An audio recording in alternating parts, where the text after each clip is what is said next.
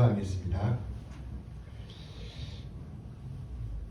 하나님 아버지 감사합니다. 오늘도 변함없이 우리에게 귀한 말씀을 허락하여 주시고 하나님 앞에 서게 하여 주시니 참으로 감사드립니다. 하나님 아버지, 이 시간 우리가 주님께 나아갈 때 우리의 모든 심령을 붙잡아 주시고 하나님께서 우리 가운데 충만한 은혜를 허락하여 주셔서 아버지 모든 말씀 통하여 하나님 바라보게 되는 귀한 역사를 이루어 주옵소서. 아버지 말씀 전한 저에게 함께하여 주셔서 사람의 생각 전하지 아니하게 하시고 오직 주님의 뜻만을 전하게 하여 주시며 말씀 듣는 우리 모두 가운데 함께하여 주셔서 하나님의 놀라운 일하심과 이끄심 가운데 온전히 서게 하여 주옵소서. 예수님의 이름으로 기도합니다. 아멘.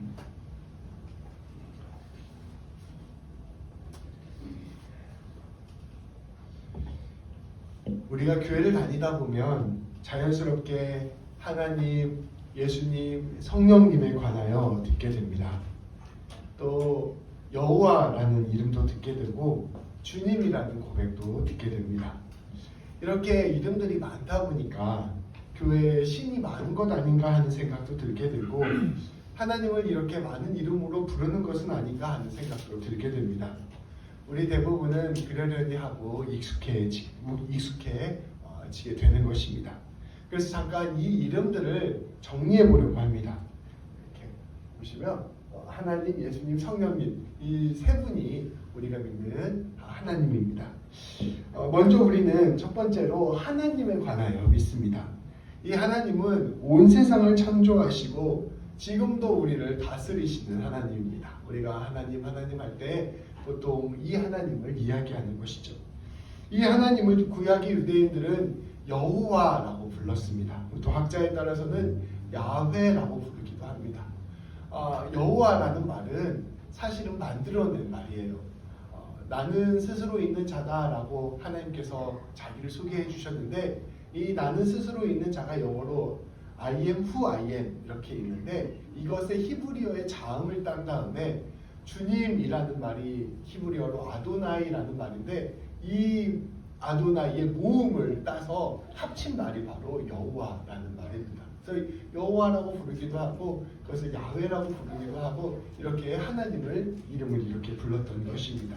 그리고 이 유대인들은 우리 하나님을 부를 때 주님이라고 불렀습니다. 그래서 구약 성경에서 나오는 주님은 대부분 이 하나님을 가리키는 말입니다.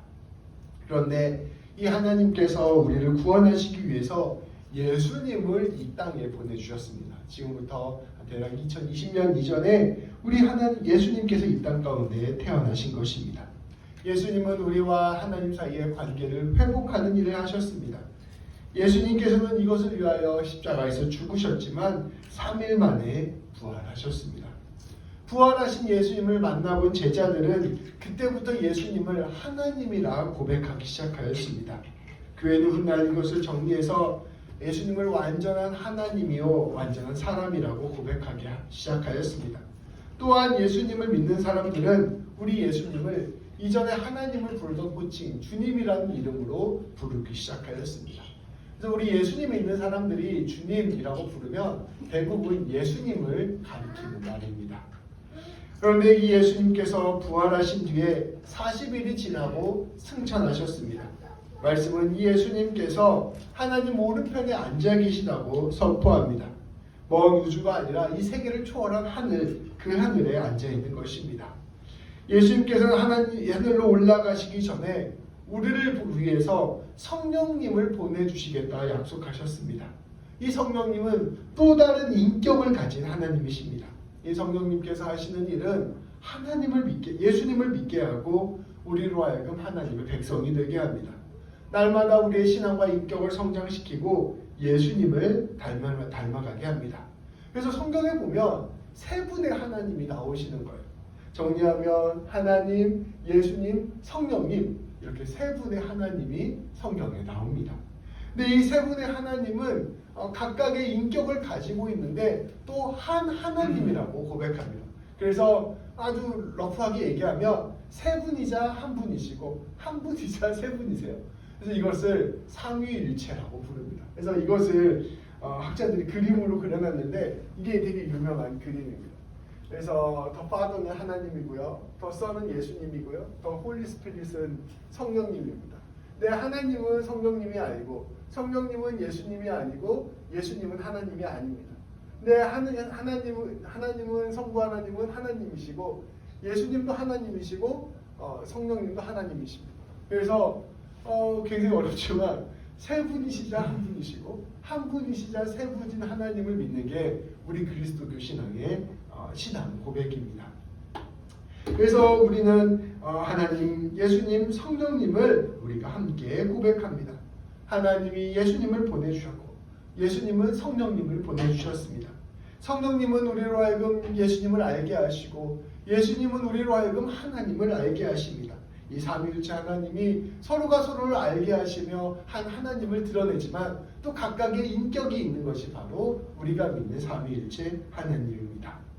이것이 사실 이해하기 굉장히 어려운 이야기입니다. 그래서 신학 역사를 보면 수많은 사람들이 이 삼위일체를 신학적 언어로 설명하려고 막 설명을 해요.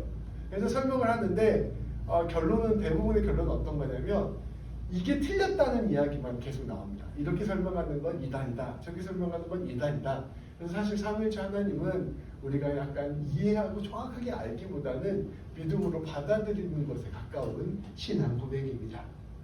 오늘 말씀이 이렇게 약간 복잡한 삼위일체 하나님으로 설명한 것은 오늘 말씀이 이 삼위 중에 성령님에 관한 말씀이기 때문입니다. 이 성령님이 오늘 우리에게 어떠한 일을 하시는지를 알아야 오늘 말씀을 이해할 수 있기 때문입니다. 먼저 오늘 말씀 3절 말씀을 우리 같이 한번 봉독하도록 하겠습니다. 이 말씀 쉬운 세번역 성경으로 제가 가져왔습니다. 우리 같이 한번 읽겠습니다. 시작. 그러므로 나는 여러분에게 알려드립니다. 하나님의 영으로 말하는 사람은 아무도 예수를 저주를 받아라 하고 말할 수 없고 또 성령을 힘입지 않고서는 아무도 예수를 주님이시다 하고 말할 수 없습니다. 아멘. 성령님이 계십니다. 네, 이 성령님께서 우리에게 하시는 놀라운 일이 있습니다. 그것은 우리로 하여금 예수님 거부하는 일을 멈추게 하고 우리 예수님을 주님이라고 고백하는 일입니다. 앞서 말씀드린 것처럼 예수님 믿게 하는 것, 우리를 그리스도인으로 바꾸는 것이 바로 성령님께서 하시는 일입니다. 생각해보면 우리가 예수님을 믿는다는 것 그 자체가 기적입니다. 2022년 전, 정확히 말하면 한 BC 3년에서 6년 사이에 태어나셨으니까 한 대략 2030년 전에 이스라엘에서 태어난 한 사람을 우리는 하나님이라고 고백합니다. 그분이 나무 십자가에서 매달려 처형을 당하셨는데 우리는 그 일이 우리의 죄를 용서해 준 일이라고 믿습니다. 그분의 제자들은 그분이 3일 만에 새로운 몸을 입고 부활하셨다고 증언하고 있는데 우리는 그 증언을 사실로 믿고 받아들입니다. 그 부활하신 예수님께서 지금도 살아계시다고 믿고 있으며 그분이 내 삶을 다스리시고 이 역사를 이끌어가고 계신다라고 우리는 믿고 있습니다. 그리고 그분이 이 세상이 끝날 때 다시 이 세상 가운데 내려오실 것이며 우리 모두가 죽는다 하더라도 예수님처럼 부활한 몸으로 부활하게 될 것이라는 것을 믿고 있습니다. 이 모든 이야기들은 오늘 우리 시대의 관점에서 보면 사실 다 동화 같은 이야기, 신화 같은 이야기입니다. 과학적으로 어느 것 하나 설명 가능하지 않습니다. 우리 요즘 당대 최고의 물리학자로 유명한 스티븐 호킹이라는 사람은 자신의 책에서 이렇게 썼습니다. 내가 우주를 다 살펴봤는데 우주 어디에도 신은 없었다. 예수님 어디로 갔냐? 묻는 것입니다. 제가 페이스북에 이런 글을 썼습니다. 그리스도인이 아닌 사람도 이해할 수 있는 설교를 하고 싶다. 그런데 누군가가 이런 댓글을 썼습니다. 기독교인이 아닌 사람들에게 이러한 교리를 설명하면 아무도 공감을 못하더군요. 정말 당연한 이야기입니다. 예수님의 이야기는 지금 우리가 들으면 어쩌면 너무도 허무맹랑한 이야기일 수 있는 것입니다. 그런데 이것은 오늘 우리에게만 해당되는 이야기가 아닙니다. 과학이 발전하고 우리 시대에 지식이 많아지니까 우리가 똑똑해져서 우리는 더 이상 예수님을 못 믿겠어 라고 이야기하는 게 아니라는 것입니다. 성경이 쓰여지던 그 당시에도 이 이야기는 받아들여질 수 없는 이야기였습니다. 사람이 부활했다고 하는데 어떻게 그 이야기를 받아들일 수 있겠습니까? 바울도 이것을 잘 알고 있었고 또 이 이야기를 전도하면서 매 순간 경험하고 있었습니다. 그가 예수님의 부활을 이야기할 때마다 돌아온 것은 비난과 조롱과 박해였습니다. 예수님이 하나님이라고 선포하자 유대인들은 바울을 잡아 죽이려고 수단과 방법을 가리지 않았습니다. 당대 사람들도 이 이야기를 듣고서 비웃고 거짓이라고 생각했던 것입니다. 그런데 놀랍게도 이 부활의 증언을 믿게 된 사람들이 생겨나기 시작하였습니다. 이해되지 않는 것을 받아들인 사람들이 생겨나기 시작했습니다. 바울은 이 일이 어떻게 일어났는지를 몸소 체험하면서 고백하게 되었습니다. 그것은 그들 안에서 하나님의 영, 성령님이 일하시는 것이었습니다. 바울과 사도들 그리고 수많은 그리스도인들이 이 성령님을 체험하였습니다. 예수님께서 우리의 주님 되심을 깊이 깨닫게 하시는 일을 성령님께서 하시는 일들을 경험했던 것입니다. 성령님께서 그들에게 십자가 죽음과 부활을 믿게 하시는 것들을 보게 되었습니다. 그리고 이 사람들이 성령님과 교제하는 삶을 살게 하는 것을 보게 하셨습니다. 그리고 이 놀라운 일들을 통하여 바울은 이 모든 일들이 성령님의 능력으로 기적으로 나타나게 됐다는 것을 고백하게 된 것입니다. 오늘 이것은 오늘 우리에게도 마찬가지입니다. 우리 성도님들이 예수님을 믿고 받아들이기로 하셨다면 우리 성도님들 안에 성령님이 임하신 것입니다. 그래서 보지 못했던 것들을 보게 되었고 듣지 못했던 것들을 듣게 되었으며 깨닫지 못했던 것들을 깨닫게 된 것입니다. 예수님께서 2000년 전에 십자가에 못 박혀 돌아가신 그 사건이 나를 위한 사건이라는 것을 받아들이게 된 것입니다. 주님의 부활이 나의 영원한 소망이 되었다는 것을 진실로 고백하게 된 것입니다. 머리로 다 이해하지 못하고 내가 이것들을 다 분석하고 해석해낼 수 없지만 이 놀라운 일이 나에게 실제로 일어나게 됐다는 것을 깨닫게 된 것입니다. 신앙을 갖게 된다는 것은 이러한 기적을 경험하는 것입니다. 성령님의 은혜로 놀라운 세계 안에 들어온 것입니다. 거꾸로 생각하여 우리가 진실로 예수님을 믿고 싶은 마음이 있다면, 우리가 하나님에 대해서 알고 싶은 마음이 있다면 우리는 성령님을 구하여야 합니다. 마음을 열고 성령님께서 우리의 마음 안에, 생각 안에, 영혼 안에 임하시기를 기도해야 합니다. 성령님이 우리 안에 임재하실 때에만 우리는 예수님을 믿을 수 있습니다. 그럴 때에만 우리는 하나님 존재를 알아갈 수 있게 되는 것입니다. 성령님이 우리 삶 가운데 들어오실 때 성령님께서 놀라운 기적의 세계를 우리에게 펼쳐 보여주시는 것입니다. 그런데 이처럼 성령님께서 우리에게 임하시게 되면 우리에게 예수님 믿게 하는 일을 넘어서서 놀라운 일들을 시작하십니다. 그것은 우리를 예수님의 모습으로 바꾸어가는 것입니다. 성령님이 우리 안에 임하게 되면 단순히 예수님 믿고 끝나는 것이 아니라 우리에게 한 사람 한 사람이 예수님 닮은 모습으로 바뀌어가게 되는 것입니다. 그래서 그 사람이 믿고 있는 그 성령님에 대해서 우리가 눈으로 볼 수 없지만 그 사람이 점점 예수님으로 변해가는 모습을 보면서 우리는 성령님이 계시는구나를 간접적으로 체험할 수 있습니다. 성령님께서는 우리 가운데 이러한 놀라운 일들을 이루시기 시작합니다. 그것을 성경에서는 두 가지로 표현합니다. 하나는 성령의 은사, 하나는 성령의 열매입니다.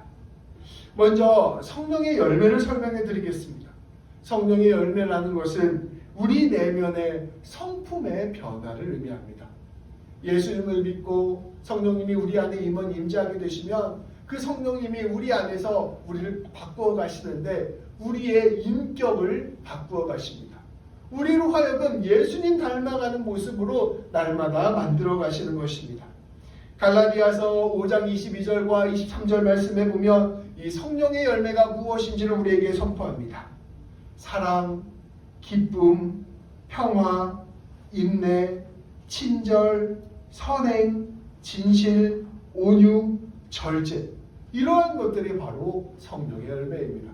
우리 안에 성령님이 임하시고 우리가 예수님 믿게 되면 우리 안에서 이러한 성품의 변화가 일어나기 시작하는 것입니다. 날마다 날마다 예수님을 알게 되고 날마다 날마다 예수님 닮아가는 것, 이것이 바로 성령의 열매입니다. 예수님을 믿는다는 것은 성령님이 우리 안에서 주권적으로 일하시기 시작했다는 뜻입니다. 성령님이 이처럼 우리 안에 있게 되면 반드시 우리의 인격이 변화하게 됩니다. 그래서 진실로 예수님 믿는 사람은 이러한 인격의 성숙과 성화가 있는 것입니다.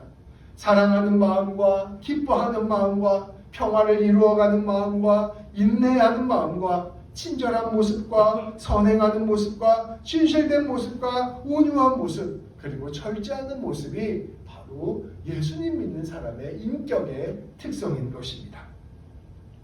성령님께서 이처럼 우리의 인격을 변화시키는 것과 동시에 우리에게 하시는 일이 있습니다. 그것은 바로 은사를 주시는 것입니다. 은사라는 말이 우리에게 조금 이렇게 낯선 생소한 단어일 수 있어요. 근데 이 은사라는 말의 원래 헬라어 말은 우리 모두가 다 알고 있습니다. 그리스어로 은사가 뭐냐면 카리스마예요. 카리스마. 하나님께서 우리에게 카리스마를 주신다는 것입니다. 이 은사라는 것, 카리스마라는 것은 쉽게 설명하면 하나님이 주시는 능력입니다. 성령님이 우리에게 주시는 신적인 능력입니다.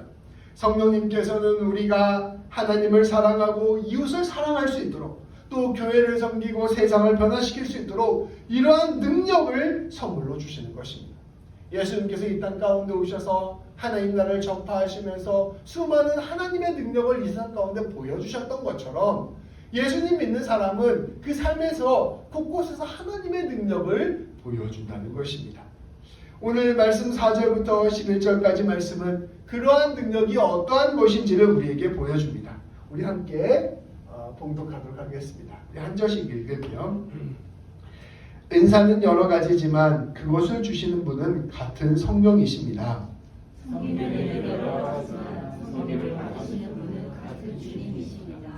일의 성과는 여러 가지지만 모든 사람에게서 모든 일을 하시는 분은 같은 하나님이십니다.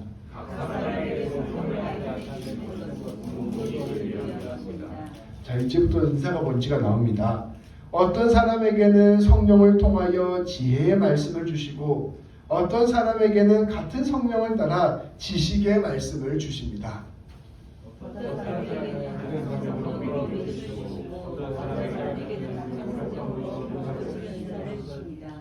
어떤 사람에게는 기적을 행하는 능력을 주시고 어떤 사람에게는 예언하는 은사를 주시고 어떤 사람에게는 영을 분별하는 은사를 주십니다. 어떤 사람에게는 여러 가지 방언을 말하는 은사를 주시고 어떤 사람에게는 그 방언을 통역하는 은사를 주십니다. 이 모든 일은 한 분이신 같은 성령이 하시며 모든 것으로 각 사람에게 은사를 나누었습니다. 아멘. 성령님께서는 우리에게 특별한 능력을 선물로 주십니다. 그런데 그 선물이 무엇인지는 사람마다 다릅니다. 어떤 사람에게는 지혜의 말씀, 지식의 말씀을 주십니다. 성경을 보면서 하나님의 뜻을 깊이 깨달을 수 있는 능력을 주시는 것입니다. 어떤 사람에게는 기적을 행하는 은사를 주시고 병 고치는 은사를 주십니다. 기도를 하면 병이 낫는 놀라운 일들이 일어나는 것입니다. 어떤 사람에게는 예언하는 은사를 주십니다. 여기서 예언은 미래를 점치는 게 아니에요. 여기서 말하는 예언은 미리 예자가 아니라 한자로 미리 예자가 아니라 우리가 예금할 때 그 예자입니다. 그래서 맡긴 말이라는 뜻이에요. 그래서 하나님께서 이 성도를 향하여 권면하는 말씀을 대신 전해주는 은사를 주신다는 것입니다. 어떤 사람에게는 영을 분별하는 은사를 주십니다. 어떤 사람에게는 방언을 말하는 은사를 주시고 어떤 사람에게는 그 방언을 통역하는 은사를 주십니다. 로마서 12장 6절부터 8절까지 말씀을 보면 은사의 종류가 몇 가지 더 나옵니다. 어떤 사람에게는 섬기는 일을 하는 은사를 주십니다. 어떤 사람에게는 가르치는 은사를 주십니다. 어떤 사람에게는 위로하는 은사를 주십니다. 어떤 사람에게는 어려운 사람을 돕는 은사를 주십니다. 어떤 사람에게는 리더십을 갖게 되는 은사를 주십니다. 어떤 사람에게는 자선을 베푸는 은사를 주십니다. 이 모든 것들이 다 성령님께서 주시는 은사입니다. 이 모든 것들은 우리 예수님께서 가진 능력이었습니다. 성령님께서는 우리가 예수님을 믿게 할 뿐만 아니라 예수님의 성품을 갖게 하시고 나아가 예수님의 행하신 능력까지 갖도록 우리를 도우시는 것입니다. 우리 한 사람 한 사람을 예수님과 하나가 되게 하시고 우리 한 사람 한 사람을 작은 예수로 세우시는 것이 바로 성령님께서 하시는 일입니다. 우리로 하여금 그리하여 예수님이 하셨던 그 놀라운 일들을 대신하도록 하는 것, 그것이 바로 성령님이 우리 삶 가운데 하시는 역사입니다. 우리 한 사람 한 사람이 작은 예수님이 되는 거예요. 우리 예전에 십계명 말씀 나눌 때 한 사람 한 사람의 삶을 통하여 이 세상 가운데 하나님을 드러내게 하시는 것이 십계명의 의미다라는 말씀을 함께 나누었습니다.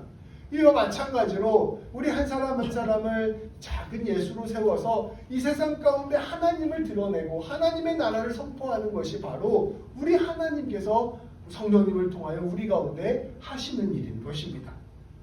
그런데 고린도 교회는 이러한 성령님에 대해서 오해하고 있었습니다.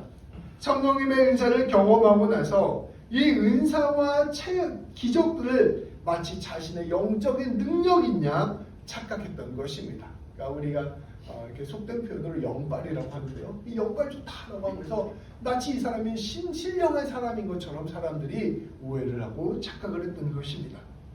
신학자들에 따르면 특별히 방언을 했던 사람들이 이러한 태도들을 보였습니다. 방언이라는 것은 이런 겁니다. 기도를 할 때 성령님의 체험이 자기 안에 충만하게 임하는 것입니다.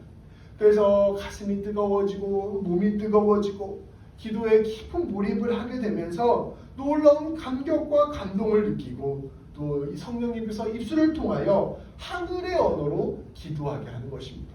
듣기만 해도 굉장히 영적인 체험이잖아요. 방언으로 기도하면 오랜 시간 깊이 기도할 수 있고 또 방언으로 기도하면 하나님께서 원하시는 기도를 할 수 있습니다. 방언은 언어가 아니기 때문에 그 말이 무슨 뜻인지를 알아들을 수 없지만 오늘 말씀처럼 방언을 통변하는 은사를 가진 사람은 그 뜻을 해석할 수가 있습니다. 오늘날에도 수많은 그리스도인들이 이 방언을 경험하고 있으며 특별히 기도에 열정적인 교회에서는 이러한 일들이 자주 일어납니다. 방언을 경험해보지 못하신 분들은 이렇게 듣기만 해도 과연 이게 가능한 일인가 의심을 품게 됩니다. 자기가 스스로 이런 것들을 만들어내서 하는 것은 아닌가 생각하게 되는 것입니다. 그런데 거꾸로 방언을 경험한 사람은 이 방언이 있어야 진짜 성령을 체험했다는 착각에 빠지기도 합니다. 방언을 받고 나면 마치 자기가 영적 권세를 얻은 것 마냥 교만해지기도 합니다. 앞서 말씀드렸던 것처럼 수많은 은사들 중에 하나임에도 불구하고 자기가 특별해지는 착각에 빠진 것입니다. 고린도 교회에서 방언을 경험한 사람들도 이러했습니다. 그들은 방언을 경험하고 이제 내가 진짜로 성령 충만한 사람이 됐다고 착각했습니다. 그래서 방언을 받지 못한 사람들을 무시하였습니다. 교회 안에 묘한 위화감이 조성되었습니다. 방언을 받은 하나님의 사랑과 방언을 아직도 받지 못한 신앙이 부족한 사람, 이렇게 사람들이 나뉘기 시작하였습니다. 바울은 이러한 것들을 지적한 것입니다. 모든 하나님께서 주시는 성령님께서 주시는 은사는 섬김을 위해서 주님이 주신 것입니다. 은사는 도구일 뿐이지 신앙의 척도가 아닙니다. 모든 은사는 모든 공공의 이익을 위한 것입니다. 방언의 은사를 받았으면 더욱 열심히 기도하라는 하나님의 뜻입니다. 지식과 지식의 은사를 받았으면 더욱 열심히 말씀을 가르치라는 하나님의 뜻입니다. 섬김과 나눔의 은사를 받았으면 더욱 열심히 섬기라는 하나님의 뜻입니다. 하나님이 나에게 주신 특별한 능력과 은혜 때문에 교만해질 것도 없고 또 다른 사람들이 그런 것을 한다고 해서 질투할 것도 전혀 없다는 사실을 바울은 전한 것입니다. 오히려 더욱 예수님처럼 겸손하게 섬기고 사랑하는 것이 마땅하다고 선포하였습니다. 여기에 우리 그리스도인들의 신앙의 핵심이 있습니다. 이것은 비단 은사의 문제만이 아닙니다. 우리가 하나님께 받은 모든 것들을 대하는 태도와도 연결되어 있습니다. 우리 그리스도인들은 자기가 받은 모든 것들을 하나님을 위한 도구, 이웃을 위한 도구라고 생각하는 사람들입니다. 내 안에 무언가 특별히 다른 사람보다 나은 것들이 있다고 생각된다면 그 모든 것들은 하나님을 위한 섬김의 도구, 이웃을 위한 섬김의 도구라고 생각하는 것입니다. 그것을 나를 높이기 위한 도구가 아니라 내가 누군가를 사랑하기 위한 도구라는 것을 아는 사람들이 바로 그리스도인들입니다. 더 많이 가졌다고 교만하지 않고 더 적게 가졌다고 낙심하지 않습니다. 심지어 더 은혜를 경험하고 더 기적을 체험하고 더 하나님의 말씀을 많이 알게 된 것으로도 교만에 빠지지 않는 것입니다. 이 모든 것들은 그저 하나님께서 하나님과 교회와 이웃을 더 섬기고 사랑하라는 뜻으로 주신 것이라 받아들이는 것입니다. 이것은 우리의 재정이나 삶의 형편도 마찬가지입니다. 지혜나 지식이나 학벌도 마찬가지입니다. 세상적인 지위나 교회 안에서의 직분도 마찬가지입니다. 모든 것들을 통하여 우리는 그저 예수님의 일하심을 드러내는 사람들인 것입니다. 하나님께서 주신 모든 것은 섬김을 위한 것입니다. 우리가 하나님을 하나님으로 고백하는 것은 하나님 아닌 그 모든 것들을 하나님이 아니라고 생각하는 것입니다. 그렇기 때문에 하나님만 절대적인 것으로 생각하고 나머지는 모두 상대적으로 생각하는 사람입니다. 그래서 내가 무언가를 가졌다고 해서 그것 때문에 내가 높아지지 않고 내가 무언가를 잃었다고 해서 그것 때문에 낙심되지 않으며 오늘 하루 하나님 바라보며 하나님께서 나에게 맡겨주신 일을 충실히 감당하며 살아가는 것, 이것이 바로 우리 그리스도인들의 삶의 태도인 것입니다. 그 모든 것들을 통하여 우리는 오직 하나님과 이웃을 섬기는 것입니다. 우리가 거꾸로 부족하고 연약한 것이 있다 하더라도 낙심하지 않아야 할 것은 주님께서 주님 주신 것대로 주님의 일을 감당하면 그것이 주님의 뜻을 가장 잘 이루는 것이라 잘 이루는 것이기 때문입니다. 우리의 모든 기준은 우리의 생각과 우리의 가치 판단이 아닌 하나님의 시선과 하나님의 관점이 되어야 합니다. 우리가 세상에서 이 땅에 붙어 살면서 작은 존재로 살아가니 조금 큰 것을 보면 엄청나게 큰 것이라고 생각하고 조금 작은 것을 보면 굉장히 작다라고 생각합니다. 저 뉴욕에 있는 큰 빌딩들을 보면 엄청 대단하다라고 생각을 하고 저기 시골에 있는 작은 초가집을 보면 너무 초라하다고 생각합니다. 그런데 하나님께서 전 우주의 관점으로 그것을 보면 또 뉴욕에 있는 큰 빌딩이나 시골에 있는 작은 오두막이나 아무런 차이가 없는 것입니다. 하나님 보시기엔 다 미약한 존재들인 것입니다. 하나님에게 귀한 것은 오직